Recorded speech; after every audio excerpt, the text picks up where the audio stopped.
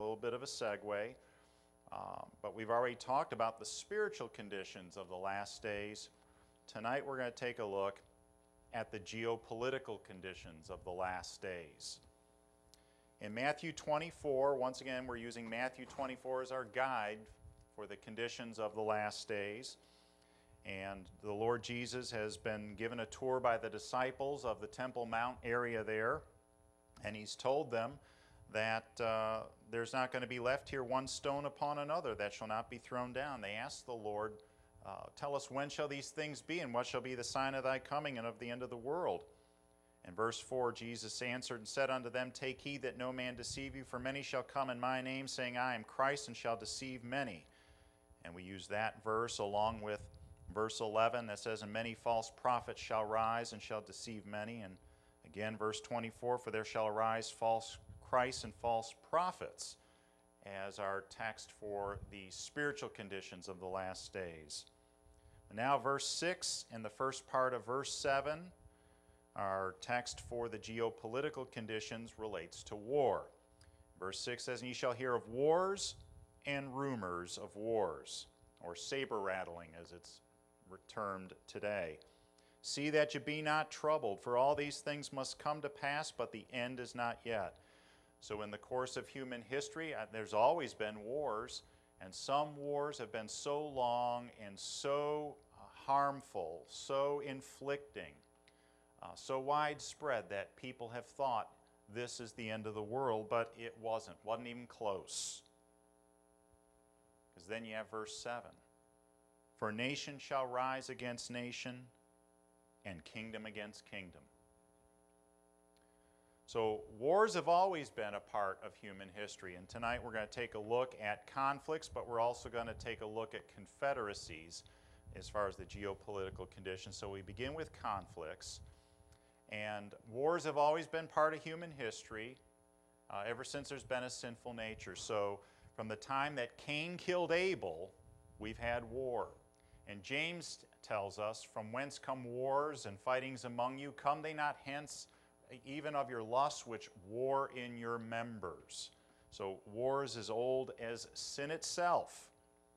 And yet, war is given as a sign of the nearness of the second coming of the Lord. And going back to a lesson from a few weeks ago now, we understand that that means that it's not the presence of war itself that's evidence of the second coming, but the fact that the wars are increasing in frequency and in intensity as we near the second coming of the Lord. Just like those birth pangs or labor pains of a woman who's pregnant increase in frequency and intensity as she nears the time of her delivery.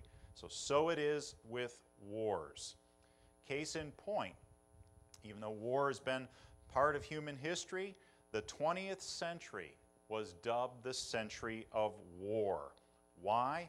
Because during that century, between 160 and 175 million people died from war or conflict. That's a lot of people, folks. I mean, there's been times in the past of human history where that was the population of the entire world. And that's how many people died during the 20th century as a result of war. So that speaks to the frequency of it. Now to the intensity, the 20th century brought us war on an entirely unprecedented scale in that we had two world wars. The entire world at war with each other, twice in one century. World War I from 1914 to 1918 and World War II from 1939 to 1945. I don't think anybody here was around during World War I. But World War I was supposed to be the war to end all wars. And about the time the Treaty of Versailles was signed, they established the League of Nations, and the League of Nations was the forerunner to the United Nations. And the League of Nations was supposed to be an organization that was going to ensure that the world would remain at peace. Well, it was an abysmal failure because all that World War I did was set the stage for World War II. But war certainly changed, okay? It absolutely changed in the 20th century, not just in the amount of damage and casualty and death that it brought, but it changed the map of the world as well. We see again in our passage of Scripture there, nation shall rise against nation and kingdom against kingdom.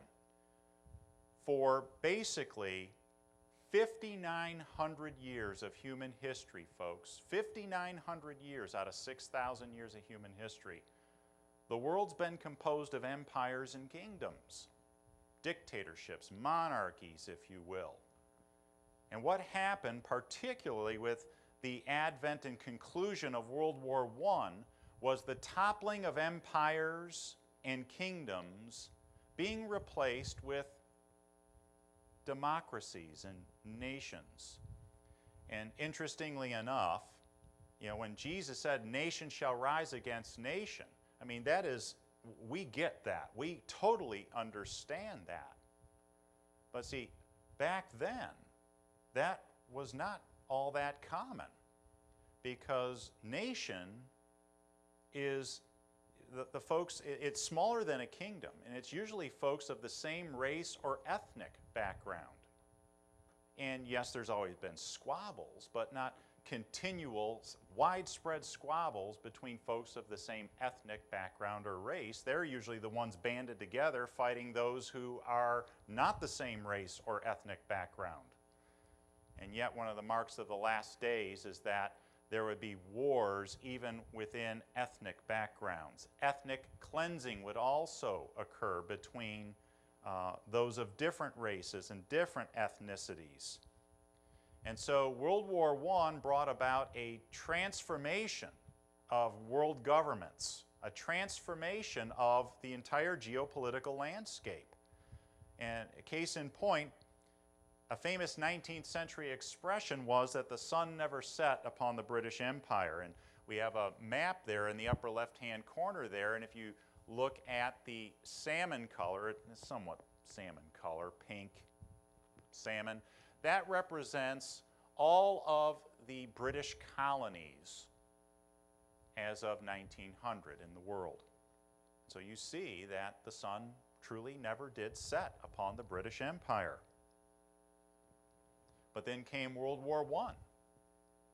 And at the conclusion of World War I, there wasn't a British Empire anymore.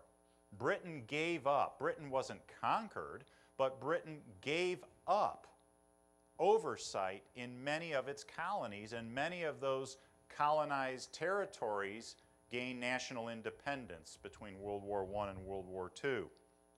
Other empires toppled, including those of the Axis powers at the time, Austria-Hungary, and then, of course, the Ottoman Empire. The Ottoman Empire was allied with Germany in World War I, and the Ottoman Empire was gone.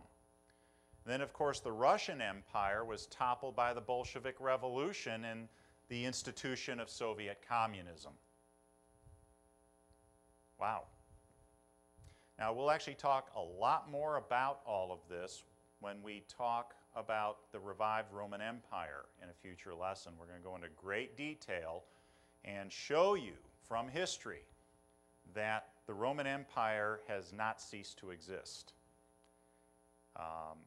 Its imperial form was toppled in the 5th century A.D., but traces of it have continued to this very day. It has not ceased to exist. It's just changed form and been fragmented.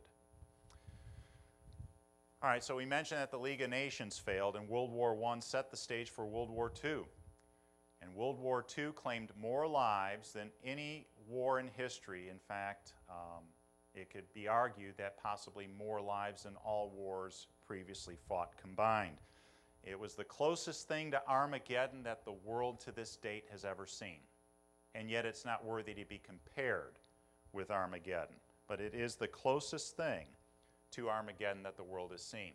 Now, collectively, World War I and World War II dramatically changed the geography of the world and formed the basis for the proper geopolitical alignment of the last days. Second map here in the bottom left just shows the fall of empires, giving you a look at what Europe looked like right before World War I in 1914. You see the Ottoman Empire in the bottom right corner there, encompassing Turkey and the Holy Land. The Russian Empire north of that, and in Western Europe, you've got the German Empire and the Austro-Hungarian Empire occupying a vast portion of Central and Eastern Europe as we know it today. Here's a larger map of Europe before World War I, and you can see by the different colors that there's not a lot of different nations, as we call them today. You've got the Russian Empire there to the right. You've got Austria-Hungary and Germany, as we already mentioned, those empires. You've got the Ottoman Empire in the bottom right there. And note, by the way, all of the territories that are called empires or kingdoms.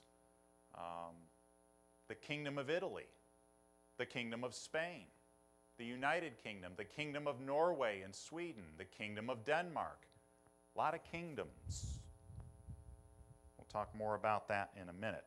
But there's a picture of Europe before World War I. Here's a picture after. This is Europe today. And while the outline's the same, it's busted up.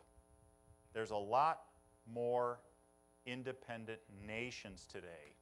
No empires, few kingdoms left. You have the United Kingdom as an example, but very few kingdoms. There has been a dramatic geopolitical change. Here's the Middle East before World War I. The Middle East was, with the exception of what was occupied by the Ottoman Empire, was colonized by the European forces. Okay? So what you see up there in green represents the Ottoman Empire and what it possessed there in the Middle East, what constitutes present-day Turkey, parts of Syria, parts of Iraq, Israel, Lebanon, Jordan, and even part of the Saudi Arabian Peninsula there, the west coast. In fact, only that which is in yellow were independent territories. So you have a good portion of what we know today as Saudi Arabia, but back then, all that yellow in the Arabian Peninsula was just simply Bedouin tribes. That's all it was. And then just north and east of that, you have what was called Persia at the time, what we know as Iran today. Not all of Iran, but about 2/3 of it was independent. The other portion of it was under Russian control. All right, so vastly different Middle East before World War I. Okay, and we'll talk about Africa in just a moment here. Northern Africa is also on this map. And here's the Middle East today. There is no Ottoman Empire. You have Turkey, and then you don't have the Turks controlling the Middle East. You have independent nations: Syria, Lebanon, Israel, Jordan. You have Iraq. You have Iran, a greater Iran. You have all of the Arab states now: Saudi Arabia, Yemen, Oman, United Arab Emirates, and so on. Qatar, all there in the Arabian Peninsula. All independent states since World War I. Folks, that's just the past 100 years, and that's a drop in the bucket in history. Things have changed rapidly and dramatically on the geopolitical scene. The greatest change, however, has got to be Africa. Here's Africa before World War I. And if you can find anything gray, that's what was independent. Abyssinia, that's pretty much it. Everything else was colonized, and colonized by Europeans. Okay, so the red is British, the green is French, the brown color is German, the orange is Portuguese, the yellow up where Libya is, that's Italian. Then the lighter red is Spanish. The entire continent was colonized and pretty much overseen, ruled by European nations and empires. And that goes all the way back. It goes back to all the colonization that was taking place about the same time and even prior to the time that the same countries, primarily England, were sending missionaries. Okay? And what has been retained here, even though many of these nations are now independent, here's a map of Africa today, the languages remain. Even though these nations have their local dialect, customs, and cultures, the language of their prior occupiers, or those who had colonized them, remains. So Italian, for example, is pretty predominant in Libya. In Madagascar, you're going to hear a lot of people speaking French. And in Egypt, a lot of people speak English, as an example. So huge changes in Africa. Look at all those independent states. And this map, by the way, is so up to date. We have South Sudan reflected on this map, which became an independent nation just this year. Here's Asia before World War I. People don't usually think of Asia as being controlled or run by Europeans, but it was colonized pretty extensively by Europeans as well. Not as much as the Middle East and Africa, but it's surprising how much was colonized. Simply put, with the exception of Russia, China, and Japan, Asia was colonized by Europeans. And I'm sort of getting ahead of myself for that revived Roman Empire lesson, but these nations that we're speaking about that did this colonizing, Great Britain, France, Spain, Italy, Germany, etc., all part of the old Roman Empire. Just fractions of it, but still part of the old Roman Empire. Roman Empire went to the Rhine River there, so it had part of Germany, not all of Germany. All right, so map to the right shows you the extent of European colonization in Asia. And a lot of it, of course, British. India, Pakistan, of course, Hong Kong. Then you have France in the Cambodia and Laos area that we know today. The United States, of course, had the Philippines. And then the Netherlands had Indonesia there. I believe that's Indonesia down there below the Philippines. Today's a different story, though, isn't it? And this represents the greatest missionary challenge for us today is the continent of Asia, where Islam, Buddhism, and communism flourish, and about 2 to 2.5 billion people are lost. As of March 2012, there were 61 nations at war. That's roughly 1/3 of the current United Nations count. 1/3.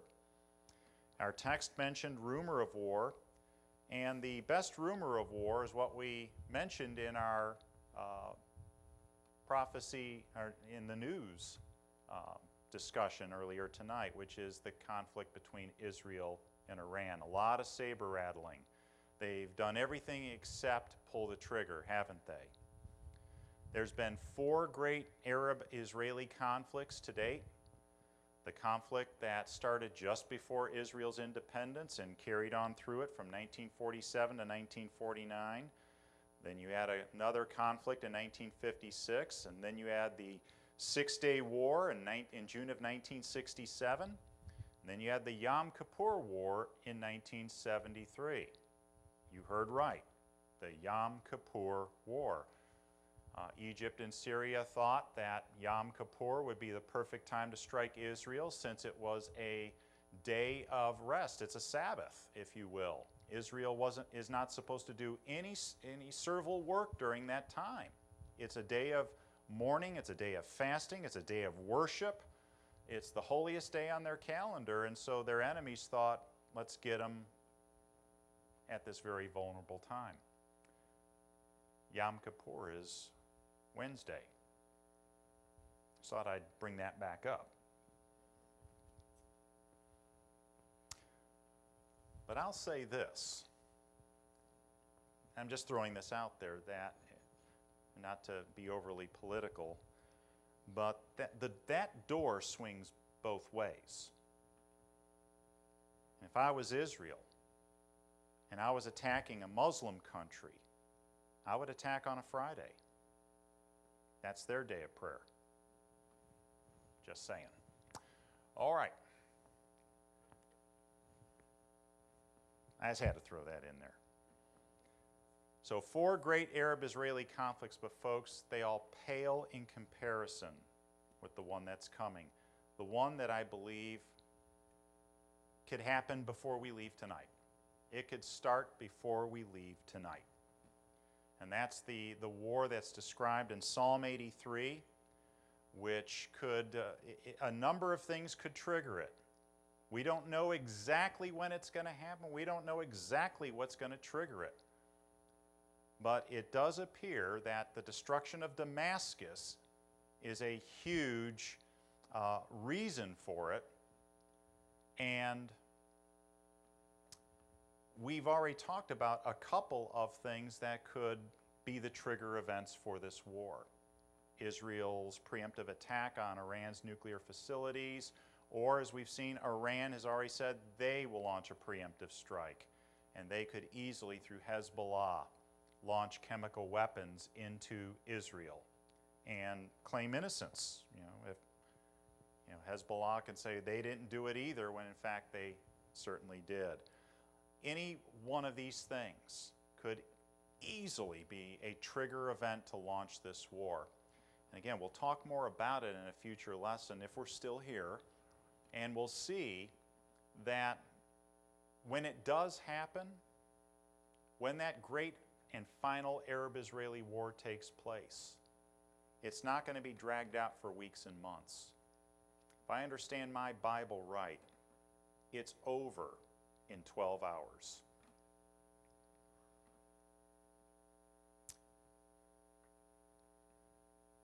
Between 12 and 24 hours, it's over. And Israel is outnumbered 450 to 1.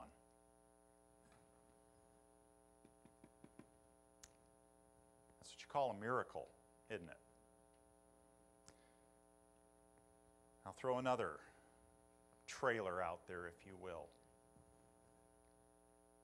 A lot of folks think, with all the saber rattling going on, that Islam's going to be the global religion in the tribulation, the Antichrist is going to be a Muslim, and we all just need to be in fear of radical Islam and all that. Folks, God's going to take care of radical Islam. And He may take care of it before we even leave. When that Arab-Israeli war happens, it's not just a war between Israel and her immediate neighbors. It's a war between Jehovah and Allah. It is a showdown like Mount Carmel between Elijah and the prophets of Baal. The God of the Bible, the God and Father of our Lord Jesus Christ, the God of Abraham, Isaac, and Jacob has had it up to here with all this Allah stuff. And He's going to show the world who the true and the living God is. We'll talk about that. We'll see it from the Scripture, from Psalm 83 and Isaiah 17. It's all about the Lord. That war's about Him. And people knowing that He alone is God in the earth, not Allah. And they're not one and the same. Okay? One final note on conflict. There's going to be at least 2 additional world wars between now and the second coming of Christ. We know Armageddon's one, and the other is described in Revelation chapter 6, verse 4, with the second seal. The red horse rider comes out there. He's been given a great sword. And the reason why I say at least 2 is because if the war described in Ezekiel 38 and 39 is not the same thing as that war described under the second seal, then you have 3. Then you have 3. But if they're the same, then you have 2. So it's not looking good for planet Earth, is it? We won't be here for those world wars. All right, let's head into our confederacies now, the alignment of nations and the alliances of nations in the last days. And we did all of that history because I want you to see how war shapes geography and shapes geopolitics. Nothing changes the map more dramatically than war. And we have seen unprecedented scale of war in our lifetime, and we continue to see it, and it will continue to happen and make dramatic changes in the world's geography and confederacies. Empires, kingdoms, nations, and alliances all rise and fall as a result of war. As we said, the wars of the 20th century changed the map in a dramatic and unprecedented manner. In 1914, right before the start of World War I did a count, I bean counted these, 57 sovereign states in the world. Just 57. And of those, 23, or roughly 40%, were called empires, kingdoms, or sultanates. Sultanate is another word for kingdom. It's just for the Arab world. So 40% were kingdoms or empires. That's a lot. Today there are 196, actually that should be 197, I believe. That does not include South Sudan, independent nations. So it has more than tripled in 100 years. And what can we expect between now and the second coming of Christ? Well, we know from the book of Revelation where it's ultimately heading. And that is, this world is going to ultimately become a global community. There's going to be one government. One.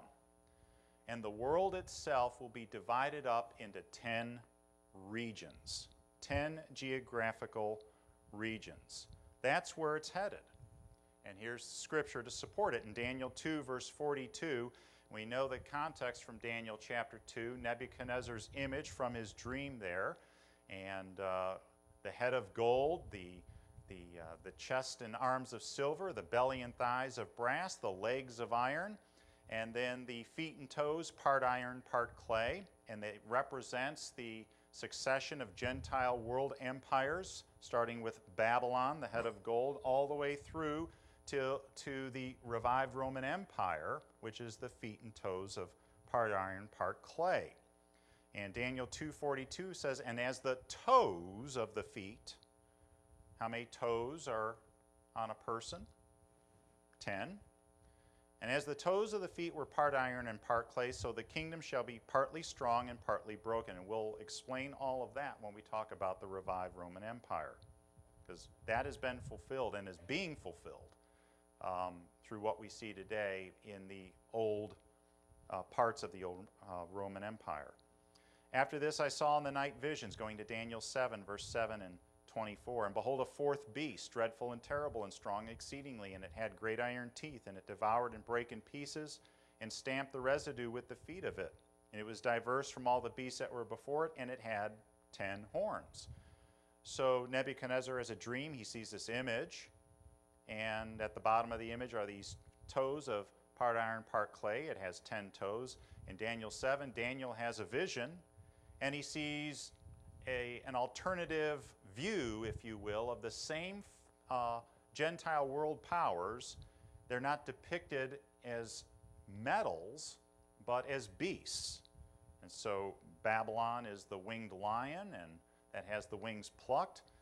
Media Persia is the bear with the 3 ribs in its mouth, and the Macedonian Empire is the leopard with the 4 heads and the 4 wings. And then he sees this beast, this monstrosity that he can't even describe. It's actually a chimera. It's a hybrid, is what it is. We know that from the book of Revelation. It's a leopard, but it has the mouth of a lion and the feet of a bear. It has 7 heads. It has 10 horns. Daniel 7:24, the 10 horns out of this kingdom are 10 kings that shall arise. Revelation 17:3, so he carried me away in the spirit into the wilderness, and I saw a woman sit upon a scarlet-colored beast full of names of blasphemy, having 7 heads and 10 horns. Same beast. Same thing Daniel saw. There are some differences between what John sees in chapter 17 and what he sees in chapter 13. In chapter 17, the 10 horns don't have crowns on them. In chapter 13, they do. So reading on here, in Revelation 17, and that should be verse 12, I believe it is. I didn't note that on the slide, so remind me, I need to correct that before we post it, but I believe that's verse 12. Yes. And the 10 horns which thou sawest are 10 kings, which have received no kingdom as yet, but receive power as kings 1 hour with the beast, and they receive that power during the tribulation. All right, so Revelation 13 pictures them with those crowns. They've received that power. Revelation 17, when John sees the beast and the horns aren't crowned, the division, the tenfold division has been made. The leaders have not been empowered as kings yet. Okay? So it probably pictures the first half of the tribulation. So a tenfold division of the world has been mapped out, folks, by various sources since the time of World War II. They've already been working on this. So the geopolitical confederacies of the last days are just about complete. Case in point, the Allied forces drew this up in 1942. World War II hadn't even ended yet. And the United States, Britain, and Russia drew this up. And I know it's tough to see, but the world's been divided up into 10 pieces. Interesting. Then we have this, the 10 regions of free trade under GATT, the new One World Trade Organization. The world is divided up into 10 economic/trade regions. The most famous and probably the most relevant for us today is this division of the world into 10 global regions that was conducted by the Club of Rome in 1973.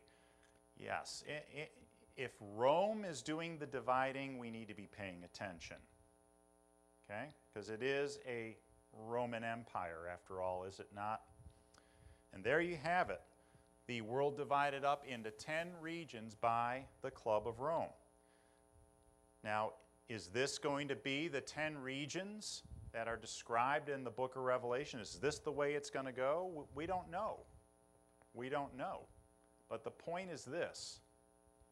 Powerful people have seriously discussed this and have drafts on the table ready to roll out at a moment's notice. Very powerful and influential people who can make it happen. There it is. It's set to go. All you need is a central power that enables it to happen. And folks, we see the prototype. It's coming together. You know, before we can go from what we have today, 197 independent nations under a UN banner, before we can go from what we have today to true globalization, a one world government, and 10 regions with 10 kings under one man, the Antichrist, there would seem to be the need for an interim step where, yes, you have the world divided up into 10 regions, but not necessarily under the control of one man yet, but 10 cooperative bodies, 10 confederacies, whether it's economic, political, religious, or all of the above. You have a number of nations coming together in a confederacy for a singular purpose. We see this happening. Okay? Of course, the prototype of the one world government's the UN.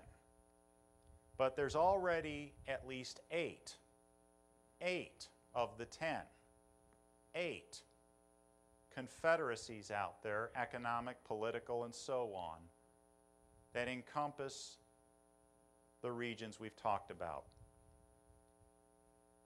Now, it's not finalized yet, but there is serious discussion about what's known as the North American Union, the NAU, which consists of Canada, the United States, and Mexico.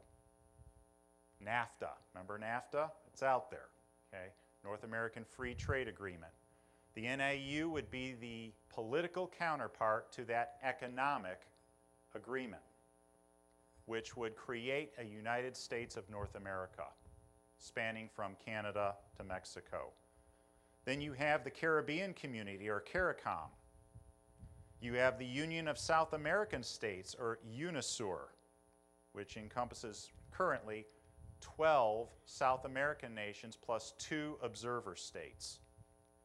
That takes care of the Western Hemisphere, doesn't it? Pretty much. Then, of course, you have the European Union, which is the, right now, the face of the old Roman Empire. And it's growing continually. It had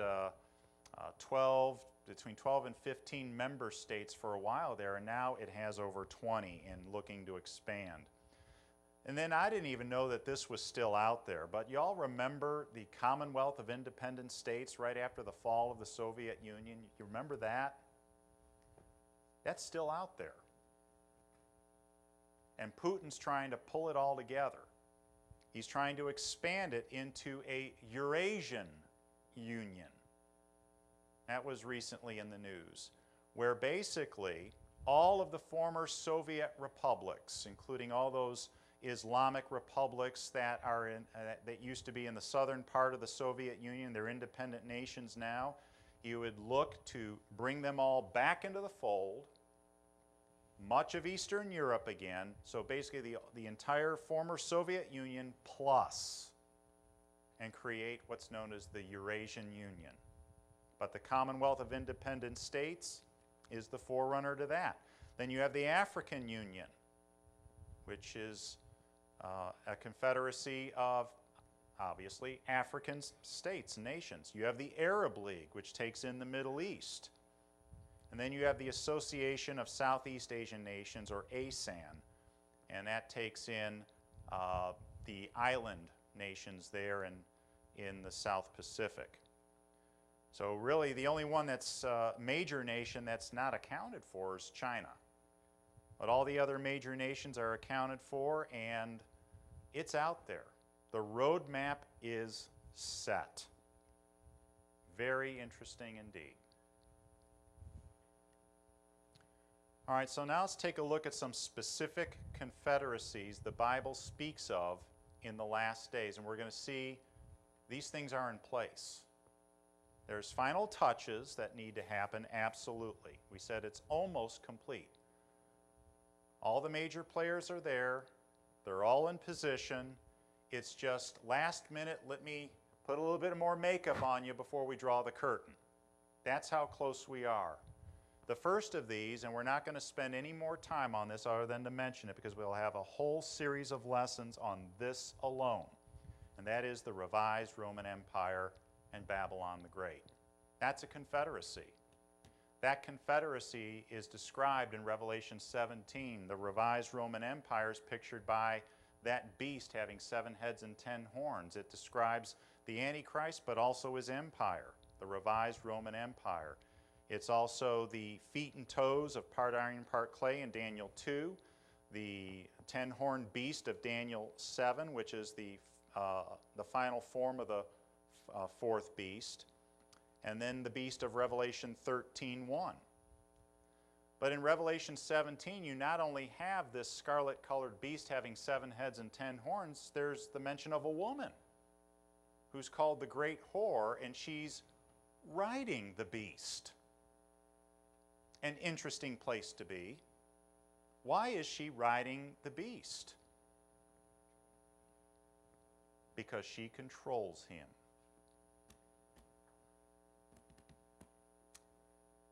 Okay, so She's called Babylon the Great. She brings the Antichrist to power,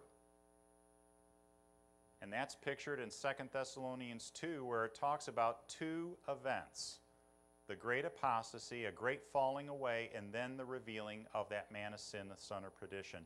He is the culmination of all apostasy. She brings him forth. She vaults him to power. But not only that, until he can get global dominion, while she is catapulting him and working him up to a place of global power, she's working on reviving the old Roman Empire. She controls it too. Revelation 17, and we'll spend, again, a whole series of lessons on her. She's not just a religion. She's into politics. Okay? So they're connected. That's a confederacy. And we'll just leave it at that. All right, before we close here, we'll just mention number 2. We'll pick up on number 2 next hour. But the second confederacy is a confederacy of Muslim nations directly bordering Israel that seek her annihilation. Now, the Bible doesn't say they're Muslim. We just know them today as Muslim nations, and it's mentioned in Psalm 83. We've already mentioned Psalm 83 a couple of times, and so we'll turn there when we start in the next hour. But there's a confederacy of nations, 10 nations or peoples mentioned there in Psalm 83. And the purpose for their confederacy, even though they may have different languages and somewhat different cultures, and even though throughout all of history the Arabs have fought against each other, and that's a fulfillment of prophecy, because the Lord said about Ishmael that he will be a wild man and his hand shall be against his brother. Nothing's changed since then.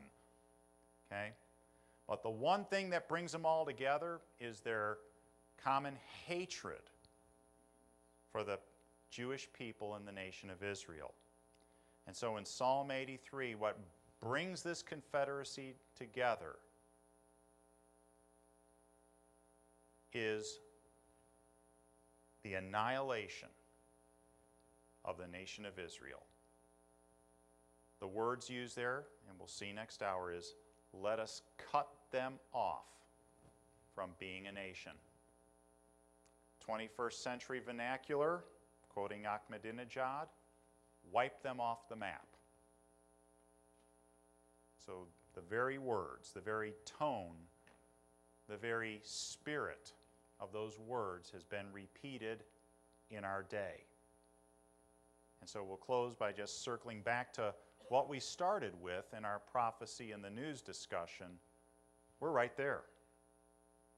We are right there, folks. We're in a room filled with natural gas. And crazy people have the matchbox. Okay? All it takes is for just someone, and the whole thing's going up.